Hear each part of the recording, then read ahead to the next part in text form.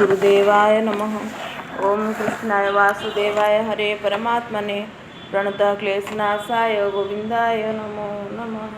हरे कृष्ण कृष्ण कृष्ण हरे हरे, हरे राम राम राम हरे हरे।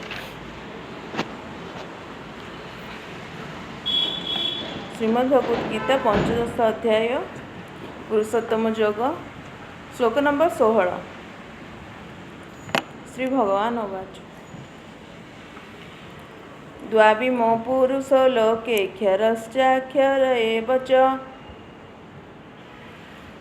क्षरः सर्वाणि भूतानि कूटस्थोऽक्षर उच्यते।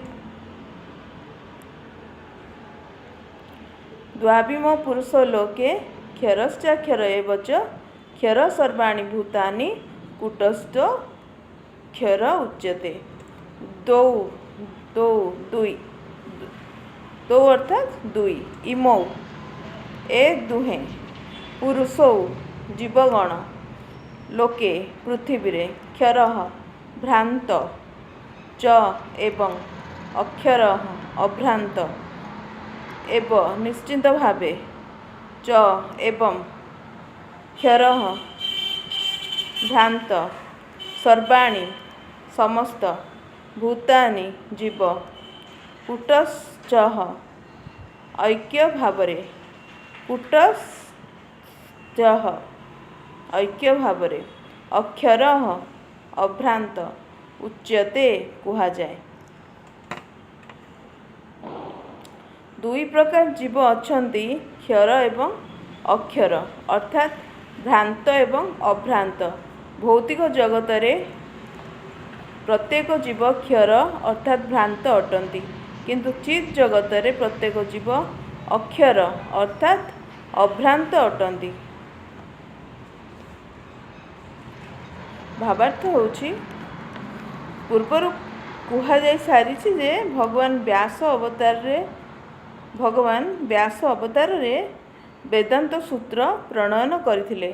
एठारे भगवान वेदांत सूत्रर विषय वस्तु को संक्षेप रे प्रकाश करुछंती। से कहउछंती जे जेउ असंख्य जीव अछंती सेमानंकु दुई भागरे विभक्त करा जाई पारे, यथा क्षर और अक्षर अर्थात भ्रांत और अभ्रांत।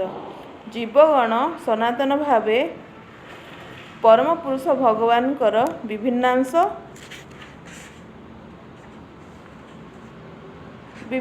अर्थात अंशविशेष अटंती। जेतेबेले सेमाने भौतिक जगतर संस्पर्श रे आसंती सेतेबेले सेमानंकु जीवभूताः कुहाଯାଏ। एवं संस्कृत शब्द एठारे दिया जाइछि सर्वाणि भूतानि।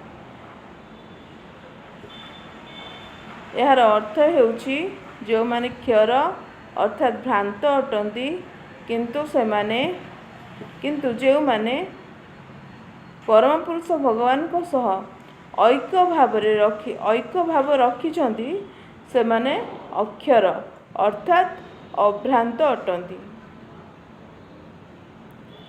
एक बा ऐक्य भावर अर्थ नुहे जे सेमानंकर व्यक्तित्व नाही, किंतु सेमानंक मध्यरे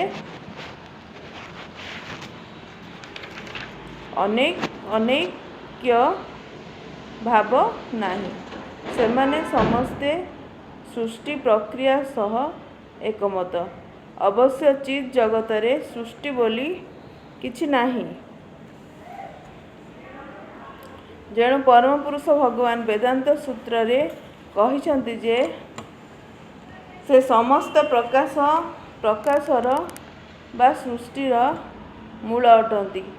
तेणु से कथा एठारे वर्णना करा जाइछि। परम पुरुष भगवान श्रीकृष्णकर कथा अनुसायी दुई प्रकार लोक अछंती। वेद मध्य एहार प्रमाण देउछि। तेणु एथिरे किछि संदेह नाही। जेउ जीवगण मन और पांच इंद्रिय सह ए पृथ्वी संग्राम करुछंती सेमानंकर भौतिक शरीर अछि, ताहा बराबर ପରିବର୍ତ୍ତିତ ହୋଇ ଚାଲିଛି। ଯେ ପର୍ଯ୍ୟନ୍ତ ଜୀବଗଣ ଭୂତ ପ୍ରକୃତି ଦ୍ୱାରା ବଦ୍ଧ ହୋଇଛନ୍ତି ସେ ପର୍ଯ୍ୟନ୍ତ ଶରୀର ପରିବର୍ତ୍ତିତ ହୋଇ ଚାଲିଛି। ଭୂତ ପଦାର୍ଥ ସଂସ୍ପର୍ଶରେ ଆସିବା ଯୋଗୁଁ ଜୀବର ଶରୀର ପରିବର୍ତ୍ତିତ ହୁଏ। ଭୂତ ପଦାର୍ଥ ପରିବର୍ତ୍ତନଶୀଳ ଅଟେ, ତେଣୁ ଜୀବ ପରିବର୍ତ୍ତିତ ହେଲା ପରି ଜଣାଯାଏ। କିନ୍ତୁ ଚିତ୍ ଜଗତରେ ଜୀବର ଶରୀର ଭୂତ ପଦାର୍ଥରେ ଗଠିତ ନୁହେଁ, ତେଣୁ ଏହା ପରିବର୍ତ୍ତିତ ହୁଏ ନାହିଁ। ଭୌତିକ ଜଗତରେ ଜୀବ 6ଟି ପରିବର୍ତ୍ତିତ ଅବସ୍ଥା ଦେଇ ଗତି କରେ, ଯଥା ଜନ୍ମ, ବୃଦ୍ଧି, ସ୍ଥାୟିତ୍ୱ, ସନ୍ତାନ ଉତ୍ପାଦନ, ତତ୍ପରେ ହ୍ରାସ ଏବଂ ଶେଷରେ ବିନାଶ। ଜଡ଼ ଶରୀରର ଏଗୁଡ଼ିକ ହେଉଛନ୍ତି ପରିବର୍ତ୍ତନ। କିନ୍ତୁ ଚିତ୍ ଜଗତରେ ଶରୀର ପରିବର୍ତ୍ତିତ ହୁଏ ନାହିଁ। ସେଠାରେ ବାର୍ଦ୍ଧକ୍ୟ ନାହିଁ, ଜନ୍ମ ନାହିଁ, ମୃତ୍ୟୁ ନାହିଁ। ସେଠାରେ ସମସ୍ତେ ଐକ୍ୟଭାବାପନ୍ନ, ଆହୁରି ଭଲ ଭାବରେ ସର୍ବାଣୀ ଭୂତାନି ବୋଲି କୁହାଯାଇଛି। ବ୍ରହ୍ମାଙ୍କ ଠାରୁ ଆରମ୍ଭ କରି କ୍ଷୁଦ୍ର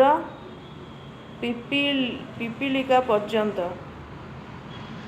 ପ୍ରତ୍ୟେକ ଜୀବ ଯେ କି ଭୂତ ପଦାର୍ଥର ସଂସ୍ପର୍ଶରେ ଆସିଛି, ଶରୀର ପରିବର୍ତ୍ତନ କରିଚାଲିଛି।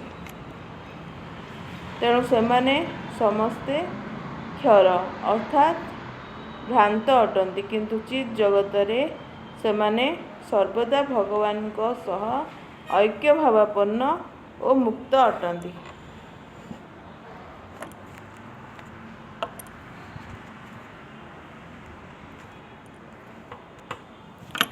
ଓಂ ଶ୍ରୀ କୃଷ୍ଣାର୍ପଣମସ୍ତୁ।